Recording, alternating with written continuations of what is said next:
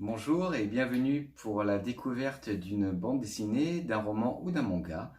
Et aujourd'hui, je voulais vous faire découvrir la bande dessinée Garfield de Gene Davis aux éditions d'Arco, qui a été publiée pour la première fois en 78. J'avais 3 ans, comme quoi hein, ça commence à dater. Qui comprend 75 tomes et dont deux autres vont prochainement apparaître. Quand exactement, je ne sais pas, mais en tout cas, voilà. Donc, c'est 75 tomes, qui comprend à peu près des toutes petites histoires de 3 cases. Donc, il y en a à peu près 4 à chaque page. Des fois, c'est une page complète. À ma connaissance, je me souviens pas qu'ils aient fait une bande dessinée vraiment, enfin une histoire complète entière, je ne pense pas. C'est souvent vraiment des mini-gags. Et comme quoi, il faut avoir sacrément de l'imagination pour pouvoir faire 75 tomes avec autant de mini-gags, quoi. Sincèrement, je dis chapeau bas. Donc, Garfield, en fait, je pense que tout le monde connaît. Ça existe aussi en dessin animé et en film. Et bon, je regrette un petit peu le personnage de Garfield, que ce soit dessin animé ou film, parce qu'ils en ont fait un chat un petit peu, on va dire, gentil, avec un bon fond, malgré sa cruauté, malgré sa méchanceté. Je pense que comme il fallait que ça soit pour tout public, ils en ont fait un personnage attachant. Alors que normalement, Garfield, dans la bande dessinée, c'est vraiment un chat extrêmement sournois, cruel, pratiquement avec tout le monde. C'est vraiment, il ne pense qu'à lui-même, quoi. Donc, bon, c'est peut-être un peu le point négatif du dessin animé comme le film. Dessin animé que je conseille quand même parce que, bon, il y a de bonnes histoires et puis c'est drôle, on a envie d'en savoir plus, on a envie de découvrir ses aventures. Le film, bon, c'est autre chose. Voilà, c'est pas un film que je conseillerais à tout le monde. J'ai été un petit peu déçu. Bon, on va pas en parler plus que ça, mais le dessin animé, par contre, oui, si vous avez l'occasion, regardez-le. Donc Garfield, en fait, voilà, Garfield, comme vous pouvez le voir, c'est un chat tout mignon en apparence, mais qui est extrêmement feignant, méchant, cruel, qui a les particularités en fait enfin, ses principales occupations, c'est de manger, de dormir et de tyranniser son maître John Arbuckle et le chien Woody et d'autres personnages récurrents dans les aventures comme le facteur, comme son pire ennemi, le chat Hermal. Voilà, c'est Nermal, pardon, excusez-moi, je me suis trompé de prénom. Enfin bref, c'est un chat qui a un but de lui-même, très égocentrique, qui pense qu'à lui, c'est de la pure folie. Et pour lui, en fait, la race, l'espèce chat, pour lui, est considérée comme la plus développée de la planète. C'est pour dire. Euh, Garfield, en fait, aime, il a une, c'est pas un chat solitaire.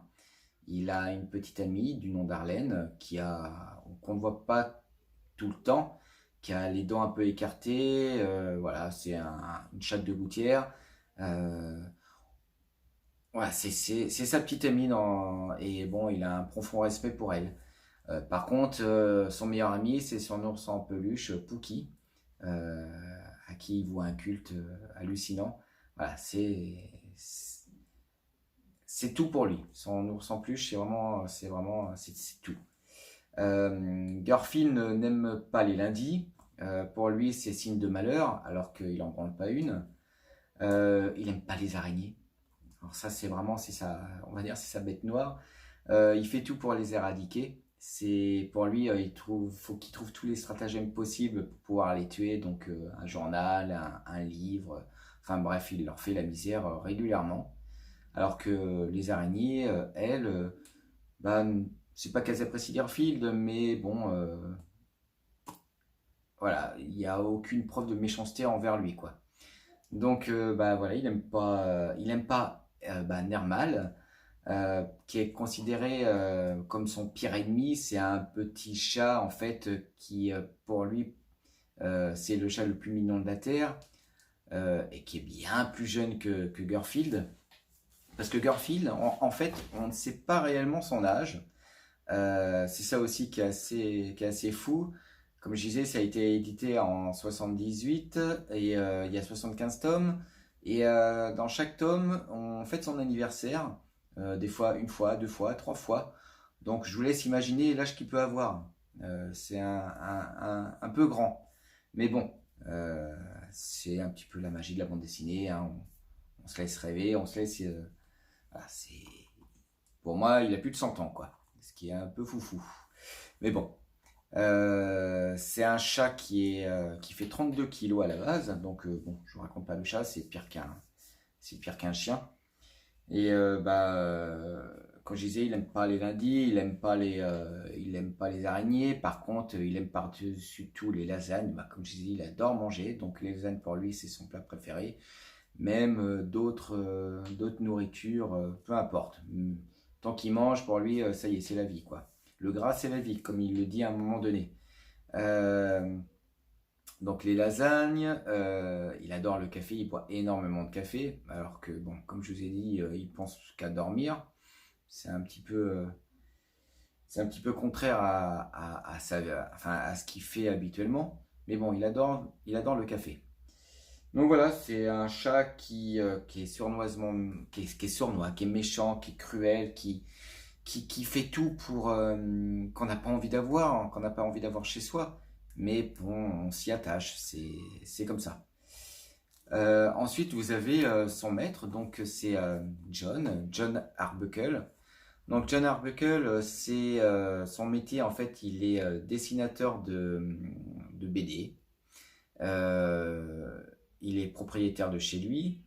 Alors, c'est un homme extrêmement attachant, mais extrêmement maladroit, extrêmement naïf, qui voue un culte à la jante féminine. En fait, il fait tout pour pouvoir sortir avec une femme. Et malheureusement, ça se solde régulièrement par des échecs. Euh, il se vautre à chaque fois. Voilà, il est tellement, il se considère en fait comme un charmeur, mais c'est tout le contraire. C'est une bille. C'est voilà, on peut pas dire les mots, on va pas dire les choses telles qu'elles sont. C'est vraiment une bille envers la gente féminine. La façon dont il drague, bah c'est pas ça. Moi, je sais que j'ai été nul à chier question drague, mais lui, il me surpasse quoi. C'est pas possible. Euh, il n'y arrive pas jusqu'à un moment donné, un certain tome où il finit par sortir en fait avec Liz. C'est la vétérinaire en fait de Woody et puis de Garfield. Malgré quand même pas mal de gifles, de refus euh, et puis de critiques, bah, il finit par y arriver. Mais en je ne sais plus quel tome. Mais bon voilà, ils finissent par sortir ensemble et tant mieux pour John.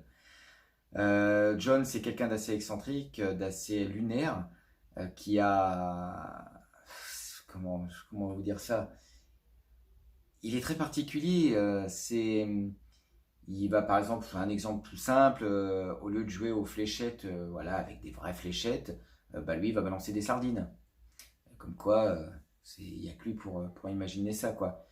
Sinon, comme je disais, il est assez tête en l'air. À un moment donné, il confond son chapeau avec une ruche, donc je ne vous raconte pas les dégâts. Il a tendance, quand il fait sa cravate, à s'étouffer avec. Dès qu'il fait ses lacets, il se pète la gueule. Bref, c'est quelqu'un aussi de pas sportif du tout. Mais quand je dis du tout, c'est du tout. Même moi, je suis plus musclé que lui, quoi. C'est pour dire. Non, mais par exemple, il n'est pas capable de porter 1 kilo. Quand il fait ses lacets, bah, déjà, il s'essouffle. Voilà, Sinon, son bandeau qu'il se sert pour faire, voilà, son bandeau autour de la tête qui se sert pour faire du sport, pour faire un marathon, et ben rien que le poids de son bandeau, bah, pour lui c'est insurmontable quoi. Donc non, non, pas sportif du tout. Mais malgré tout, ça reste quand même quelqu'un de foncièrement attachant et qui aime ses bêtes, qui aime Woody, qui aime Garfield. Alors que Garfield, voilà, c'est quand même une véritable saloperie. Donc, mais c'est mon personnage préféré dans la BD. Vous avez Woody. Donc Woody, c'est le deuxième animal de compagnie. Donc c'est un chien jaune pâle de race Jack Russell. Alors Jack Russell, pour ceux qui connaissent pas, c'est un peu comme alors c'est le chien dans le film The Mask avec Jim Carrey et Cameron Diaz. C'est des chiens tout blancs en fait qui sont très énergiques et qui ont tendance à sauter partout. C'est des chiens de terrier. Donc voilà, Woody ne parle pas comme, comme Garfield ou comme d'autres animaux dans la bande dessinée. Woody ne parle pas. Euh, il a la particularité en fait de puer de la gueule en fait, d'avoir la langue toujours pendante et d'avoir en fait le QI d'une moule atrophiée quoi. C'est pour dire, à un moment donné, il supposait qu'il avait mis, enfin, on suppose qu'il a mis 2 ans à savoir respirer. Donc c'est pour dire quoi. Mais bon, malgré tout, c'est vrai qu'il a un air un peu bébête. Il se fait régulièrement, même, je dirais tout le temps, malmené par Garfield. On va dire que les coups de pied aux fesses qu'il reçoit par Garfield, c'est devenu un petit peu un jeu olympique quoi. Mais malgré tout, ça reste un chien énormément attachant. Et comme on dit, c'est le meilleur ami de l'homme. Et il le prouve en étant très complice avec son maître John. Donc, et toutes les brimades que peut lui faire Garfield, euh, et ben, c'est comme si c'était effacé. Bon, après, c'est vrai qu'il y a son côté un peu stupide, où je pense qu'il il a une mémoire de poisson rouge. Mais voilà, ça reste il reste magnifique. C'est vraiment un animal que lui, par contre, au détriment de Garfield, on a envie d'avoir chez soi. On a envie d'avoir comme animal de compagnie. Donc voilà, euh, c'est tout ce que je voulais dire. Après, il y a d'autres personnages que vous rencontrerez si vous avez l'intention de faire cette collection qui comprend, comme je l'ai annoncé dès le début, 75 tomes. C'est une BD pour tous. Après, je dirais que pour les enfants, peut-être pas. C'est un peu dans la lignée de Snoopy et Mafalda. Faut, faut comprendre un petit peu les gags. Bon, il y a des gags qui sont faciles à comprendre, hein, je dis pas ça, mais il y a certains gags qui sont peut-être un peu crus. Donc voilà, c'est peut-être pas à la portée de tous les enfants. Des fois, c'est pas gentil du tout. Mais bon, ça reste bon enfant et je le conseille à tout le monde. Voilà, en tout cas, je vous remercie pour tout et je voulais aussi remercier énormément ma famille, mes amis et mes collègues pour me soutenir pour la chaîne. Ça me touche énormément parce que c'est un plaisir de faire ça, de faire découvrir un peu ma passion de la bande dessinée, des livres, voilà, en général, et surtout de pouvoir inciter les gens à commencer ou certaines collections, à commencer une bande, voilà, quelque chose que j'aurais présenté. Donc je voulais les remercier parce que ça me touche qu'ils me soutiennent autant. Merci à vous. Je vous dis à bientôt et pour la prochaine fois, d'habitude je le dis pas, mais la prochaine fois je vous présenterai le manga One Piece que tout le monde connaît et, et voilà, c'est tout ce que je peux dire pour l'instant.